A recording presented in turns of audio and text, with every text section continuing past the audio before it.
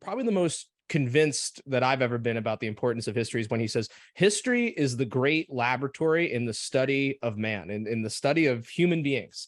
And so, it's great that you're asking the question, why is this important? Why is it useful to talk about an issue like compromise and the importance of thinking in principles?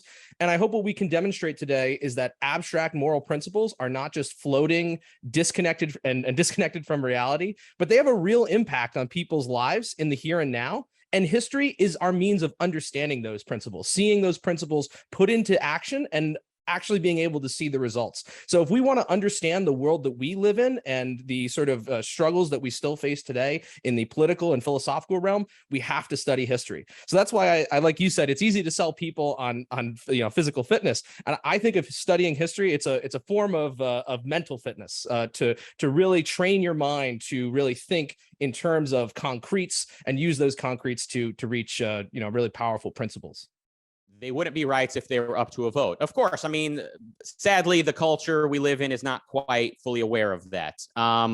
We need a philosophical revolution in America and in the world. We need an ethical revolution, which of course is a part of a philosophical revolution. We need, and when it comes to ethics and politics, we need a clear understanding of what rights actually are. Rights are not for when it's convenient. Rights are not for when the community agrees on said rights. Rights are rights. Rights are inalienable, and that's just the way it ought to be understood.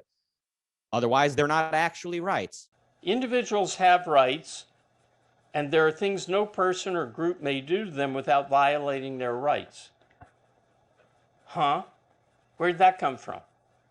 Oh, well, that's an axiom. I just, I assert that. And what do you mean without violating their rights? Why should, so you could define individuals have an alphabetical order of status. Anyone whose last name begins with A is better than anyone whose last name begins with B, and so on through the alphabet. So there's an order of honor, which is alphabetical. And people cannot violate this order without violating the principle of alphabetical honor. Yeah, so why shouldn't we violate the principle of alphabetic honor, which I just made up, of course? No, we just jump in at floor 34 and say, well, now floor 35 is coming up. And it's based on floor 34.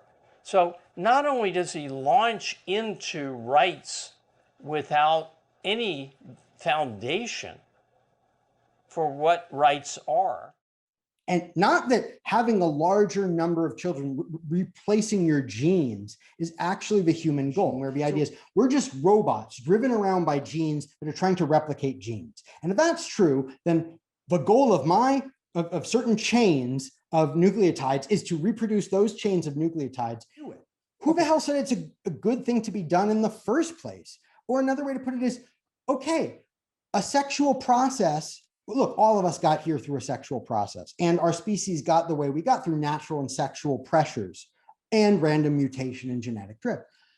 That doesn't mean that continuing to behave in the way that that works for that process is how we should behave, right? Just because, I mean, look, your parents may have moved to a neighborhood because when they moved there, it was good economic opportunity. Does that mean you should stay there? Does that mean you should stay there after the factory closes down, or you should stay there when the job you want is the kind of thing you can only do in the city? No. So why would you think that just because you're more likely to have shown up with a trait now, it means that you should exemplify that trait, or even that you would?